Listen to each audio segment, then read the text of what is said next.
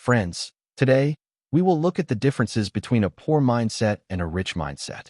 To make this learning simple, I have taken references from 3 books: Rich Dad, Poor Dad, The 7 Habits of Highly Effective People, and The E-Myth Revisited.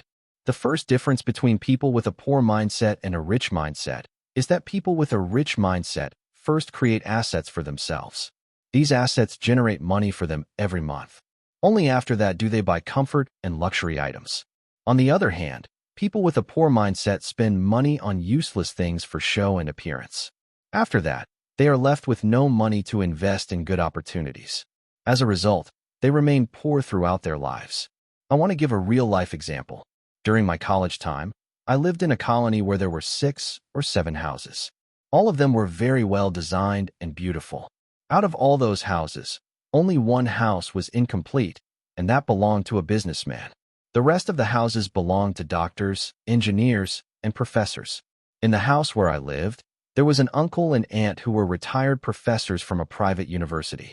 Because of this, they did not receive any pension. When I first visited their house, I thought they were very rich. From their car to the interior design and furniture, everything was perfect.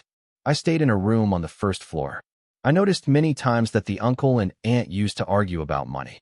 Even small extra expenses would create tension between them. Once, I was sitting in the balcony with the uncle, and I said that the neighbor next door had not completed his house. The uncle replied that he was very stingy. He said the neighbor had a normal car and had built only 1 floor, and because of him, the colony did not look good. He also said that the neighbor did not spend money at all. After a few months, I shifted from there. One day, I received a call from the uncle. He said that if I had any friend looking for a PG, I could recommend them. I agreed. However, I found it strange that he called me again the very next day and asked whether I had spoken to any friend. I said yes, but they felt the PG was expensive. He replied that it was justified because they were providing many facilities. The next day, he called again and said they were ready to reduce the price and asked me to send my friends.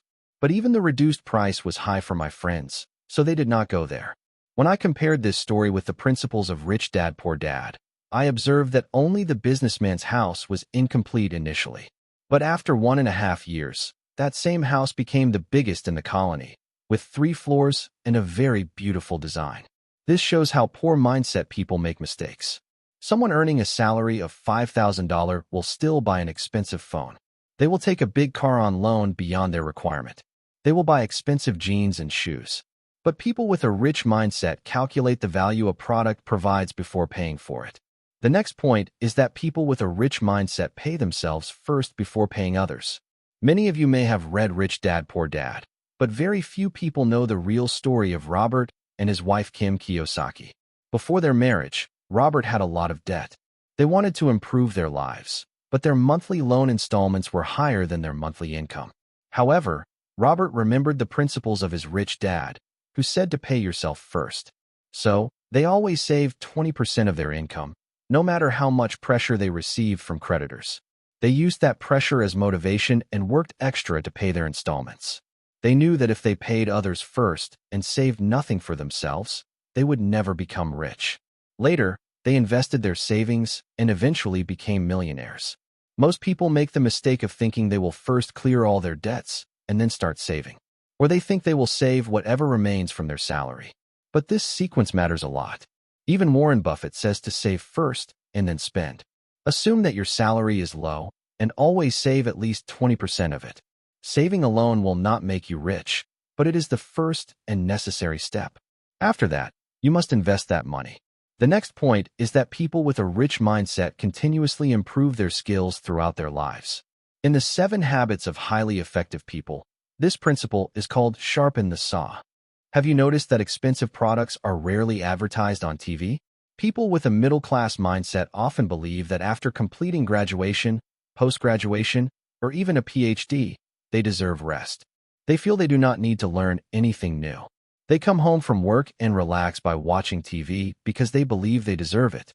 Similarly, many middle-class business owners spend their time watching serials instead of learning new things. Learning new things feels like pressure to them. However, people with a rich mindset understand that they must keep improving their skills throughout their lives. Learning new things is their passion, and it relaxes them. For example, Bill Gates still reads a lot even after retirement. He runs a foundation with his wife Melinda and contributes to solving global health problems. His foundation has also contributed significantly to health programs in India. The next point is outsourcing. Most people think that once they get a job, their life is set. This indirectly means they do not want to grow further. Since they stay in the same job, their salary grows only through increments and promotions in a predictable manner. This leads to a scarcity mindset, where they focus only on saving money. They think about how to reduce electricity bills, food expenses, and other costs. They spend their entire life improving only this skill. However, people with a rich mindset understand that they have only 24 hours in a day and limited willpower. If they want to grow, they must take help from others. That is why they outsource most of their tasks, such as cooking, washing clothes, driving, and even some office work. They focus only on rare and valuable skills that help them grow. There are two benefits. First, they contribute to the economy. Second, they create jobs for others. People with a poor mindset often criticize them, saying they show off and cannot do work without servants. But rich mindset people are not trying to show off. They are trying to save time. This does not mean you outsource everything and then sit idle watching TV. It means that if you are growing and need help, you should not hesitate to outsource tasks. The next point is think win-win. Researchers conducted an experiment to understand human psychology. They placed two strangers in a room and kept $100 on the table. Condition 1. The first person decides how to divide the money. Condition 2. The second person decides whether to accept or reject the offer. If the second person accepts, both get the agreed amounts. If not, neither gets anything. Researchers observed that if the first person split the money equally, 50-50, the second person accepted. Even at 60-40, it was accepted, but at 70-30, the second person rejected the offer and both got nothing.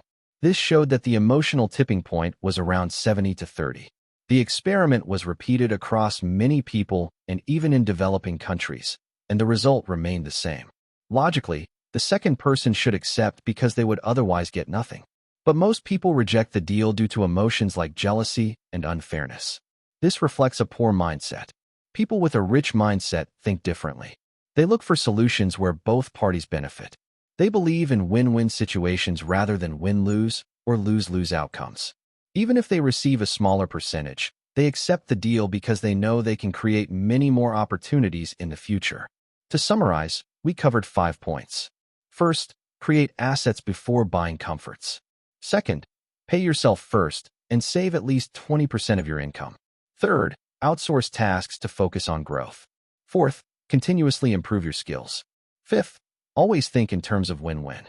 Do not focus on who got more. Focus on the fact that you gained something instead of nothing. If you are skilled, you can create many such opportunities in life. Move ahead quickly because life is short and not permanent. If you found this useful, let me know your thoughts in the comments. Tell me which topic you want next. Like this video if it added value. And subscribe to stay updated with more such content.